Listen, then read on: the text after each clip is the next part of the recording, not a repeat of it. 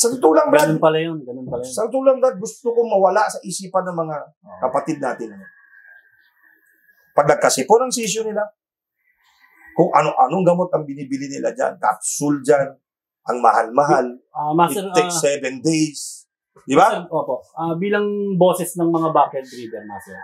Kasi yung mga alaga nila, ginamot nila ng 2 araw. Gumaling. Okay. Tama po ba yun? 2 araw gumaling, patigil na po ba nila yan? Depende kung anong gamot. Okay. Kung Yung mga gumaling, nabibili lang sa mga tindahan. pacify ang tawag ko. Okay. Hindi gumaling. Okay. Hindi totally dead. Okay. Pansin mo, kahit sa tao, bakit marami na tayong antibiotic ngayon at bawal na? Di ba? Pag grabe ka, sasabi ng doktor, ito. Di ba? May antibiotic ngayon na once a day na lang. Yes. 2 to 3 days, tapos na. Yes. Siya, talagang malakas yan.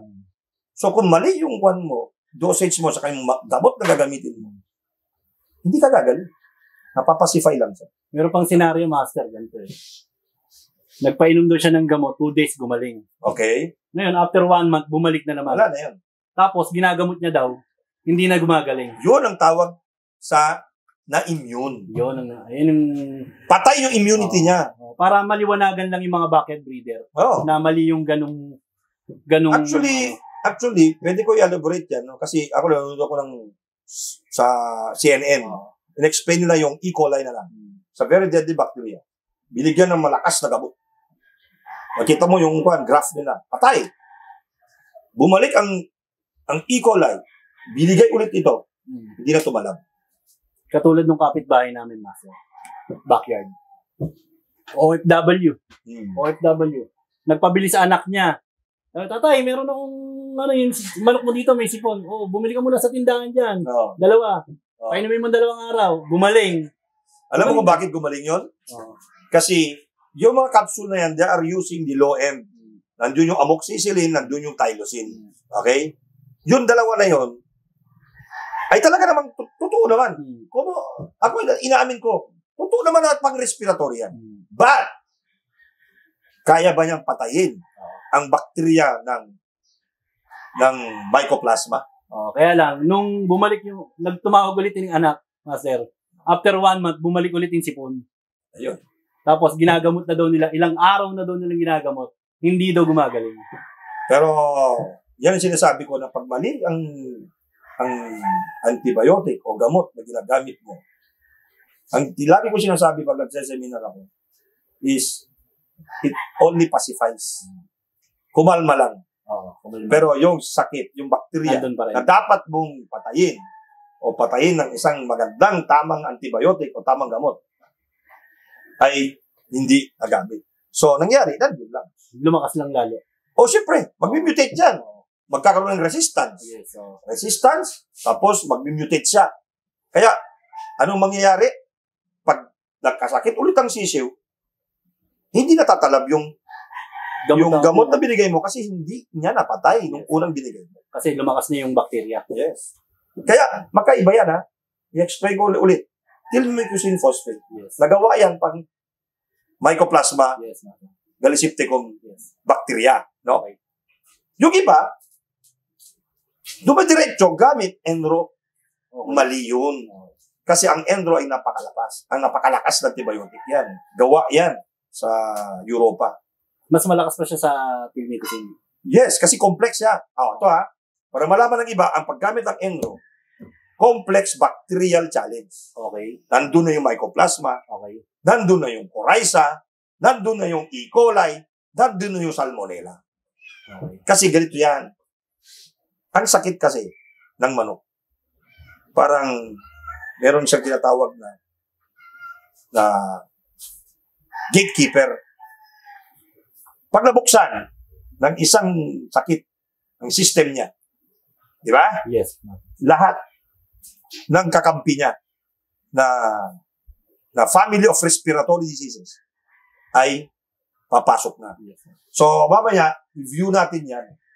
Yan, no? Yes, Master. 10 ang pamilya ng respiratory diseases. Kasama lahat dyan. Kasama ang NCD. Kasama ang ILT. Kasama ang avian flu. Kasama ang Newcastle disease. Yes, Master. Andyan. So mamaya, i-view mo. Kailangan makinig lang talaga yung mga backyard breeder natin, Master. Oo, gano'n Pero, naman. Master, merong mga backyard breeder na nagsasalita. Paano naman kami? Hindi naman namin kayang bumili ng mga bakuna, Master. Hindi. Ang bakuna talaga sadyang mahal ang bakuna ng... Kasi napakamahal daw. Okay. Lagi ko ituturo sa mga backyard na kaibigan natin. Naintindihan ko naman eh. Napakamahal talaga ng live vaccine ng mycoplasma. Yes, Master. Even the killed. Now, ang ginagawa ko lang, doon na papasok ang disinfectant. Yes, Master. So, regular ka mag-disinfectant Okay. para mabulabog-bulang yung mutation ng kalaban mo. Yes. Ayun na, tandaan nyo, mag-disinfect kayo. Every 2 weeks, as much as possible. Para mapacify lang niya yung area. So, habang lumalaki siya, magkakaroon siya ng antibody, no? Na natural. Yes, Master. So, syempre, kung viral tumama dyan, mahirapan ka. So, kaya nga, ano ba kakampi ng mga gamot? Ano ba kakampi ng bakuna? Ano ba kakampi ng mga supplement? Is disinfectant. Yes, Master. Kasi yan ang first line of defense mo. Kahit sabi mo may bakuna ka, tanda mo, bakuna ay sakit yan. Hindi yan gamot. Ha? Bakuna ay sakit yan na ipapa-immune mo sa kanya. Yes, Pag may challenge, saka lang magkaroon ng antibody laban dyan. Pero still, you need disinfectant number 1 para hindi mag-mutate yung kalaban doon sa area mo na ginagalawan ng mga manok mo. So, ibig sabihin, tumatalab yung mga binibigay mo kasi nga, walang disturbance, walang challenge. Di ba? Malinis. Yes, Master. Take note, malinis yung surroundings sila. Kailangan talaga malinis lagi. Walis. Wala yan. Walis lang yan. Walis ka. Pero, Ando pa rin yung bacteria. nandun yan. Kasi, iba yan eh. Invincible. Ang kalaban mo dyan, invincible. So, it so happen lang na ang kalaban number 1 ng breeders, lalo ng backyard, is itong mycoplasma. Karamihan sa mga backyard breeder natin, Master, talaga nahihirapan bumuhay eh. Siyempre, kasi pag tinamaan ka ng mycoplasma, agad-agad, ang system ng session, bagsak. Kasi, yung oxygen nila, mawala ng gana kumain. Di ba? So, kung di tama yung gamot mo. Yes, Master. Kaya nga, sabi nga ng siyensya, gamutin mo na agad para agad bumalik yung gana niyang kumain. Kasi, kailangan niya kumain na maayos, mag-convert ng kanyang paglaki. Yes, Master. Yun. So, kung may sakit, kung ano pang ginagawa mo, binubugbog mo, unti-unti yan, nauupos yan. Okay. Kaya maraming sisyo na pag-harvest, payat. Yes, tama. Kasi doon na nagbahay yung sakit. Yes. Na Master, hindi- ito pa yung sa tanong ng mga backyard breeder. Ano ba yung pinagkaiba ng coryza at saka yung mycoplasma? Kasi minsan yung coryza na yung mycoplasma, akala nila coryza. yun kasi, mali kasi ang mali kasi ang dissemination of information. Yes, sir. Hanggat maaari kasi, Information na, tandaan nyo na. hanggat maaari kasi, itong mga kumpanya na local natin, ayaw nilang sabihin ng totoo. Yes, Master. Yun ang conclusion ko for so long. I've been sa industry. Yes, sir. Ayaw nilang sabihin yung totoo kasi alam naman nila eh. Baka maraming magalit sa atin dito, Master. Walang problema. Karapatan na magalit, karapatan dito magsalita. Yes, Master. Lahat naman tayo may karapatan. Tama. Anyway, marami akong vet na... Basta ang sinasabi lang naman natin dito is Totoo lang. totoo lang. Marami akong vet na kaibigan. Inaamin naman nila na sila hawak sa leg. Oo. Kaya hindi nila may buga kung anong totoo. Kagaya yan, coryza. Hanggang ngayon, mga breeder na kaibigan ko pa. Kaya pa nagdodoble ang bakuna ng coryza.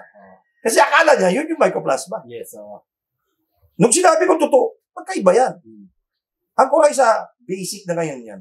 Brad, sa totoo lang, ang coryza disease, basic. Basic. Napakatibay na ng mga bakuna natin. Pero talagang tumatama talaga sa mga backyard breeder is myco. Yes. Kasi yan, take note, ang day old na sisyo, pag nasinghot na nila yung natural air, Yes. day 1 pala, meron ng bacteria ng mycoplasma silang Tandaan nyo na. na pumasok. Yes. It so happen na hindi agad tatamaan. Why? Kasi wala pa mutation. Yes. Nagbi-build up pa lang doon. Yun ang bahay niya. Ha? Yun ang bahay niya. Kaya yung libro ko, kung mapansin mo, yung bula, nandun sa lungs. Nandun yung bacteria. Okay. So, doon mag-mutate. Kaya mapansin mo, pumuputok ang sipon. Anong edad? 2 2 months, 2 months. 3 months. 3 months. Yung mga mamamaga, kung ano. Master, pwede ba natin sa kanilang ituro kung ano ba yung sign ng coryza at saka yung mycoplasma? Ang coryza, simple lang yan. Coryza at mycoplasma, tandaan Ang niyo. first sign ng coryza is ang sisiyo ay nagluluha. Nagluluha. Kala mo ba basa? Yes. Okay. From there, ma-irritate yung sisiyo. Okay, na-irritate. Kakabutin niya. And then, after makinamot niya, masusugatan yung eyelid niya. Okay. Pag nasugatan yung eyelid niya, didikit. Hanggang sa pagdikit niyan, yung infected eyeball niya, yung cornea, pag pinilit mo buksan yun, wala na yung mata niya. Bulag na. Okay.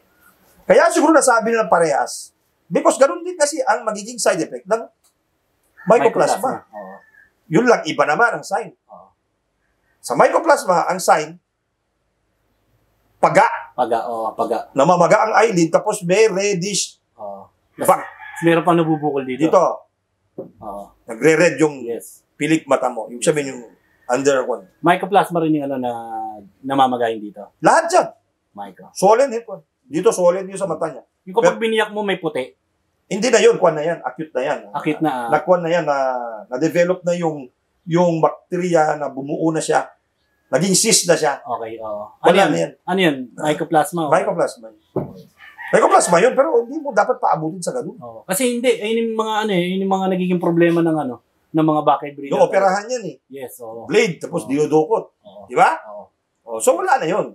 Hindi mo nagawa yung tamang proseso nung sa sisiw pa. Napabayaan na yun. So, di ka dapat abot sa ganung punto. Yes, master. So, pag tamang gamot mo, tilmicocin, pag may sign ng mycoplasma sa flak mo, sa inahin mo, sa broodcock mo, sa cord mo, dalawa kasi kakangkuhan yan ang ginagamit ko. Isang injectable, Yes. na made in Holland, kasi kuha na siya, large na siya, sabihin mature na siya. Tapos yung tubig na ininom niya is this one, tilmicocin phosphate. Tinatawag na oral supplement, medication, tapos meron akong tinatawag na injectable medication. Parang sa lubong yun, agad. Ganda ang pagkagaling. Okay, master. And then, ginagamit mo lang siya pag may challenge. So, take note, ha? Ako, nakabakuna ng sisyo ko na mycoplasma. Pero pagdating ng araw, pag-harvest mo, may challenge. Yung challenge niya, yun. Runny nose. Okay. Bakit runny nose? Kasi, nakabakuna ako. Runny nose lang. Sa level 1 lang. Ang level 1 is runny nose. Level 2, yun yung may halak na. Level 3, yung baga. So, yun. So, yun yung kuha natin, yung explanation about importance of tilmicocin phosphate. Phosphate.